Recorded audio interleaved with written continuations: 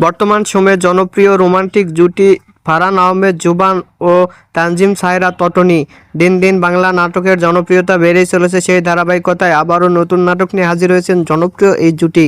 নাটকটির নাম কসম। এই নাটকটিতে অভিনয় করেছেন বর্তমান সময়ের আলোচিত অভিনেতা ফারহান আহমেদ জুবান ও আলোচিত অভিনেত্রী তানজিম সায়রা তটনি। এই নাটকটি রচনা ও পরিচালনা করেন জাহিদুল ইসলাম সুজন। নাটকটি খুব শীঘ্রই ঈদে সিএমবির ইউটিউব চ্যানেলে প্রকাশিত হবে। আপনারা দেখতে চাইলে অবশ্যই ঈদে ইউটিউব চ্যানেলে সিএমবিতে চোখ রাখুন এবং নিয়মিত নতুন নতুন নাটকের আপডেট পেতে হলে অবশ্যই চ্যানেলটিকে সাবস্ক্রাইব করে রাখুন।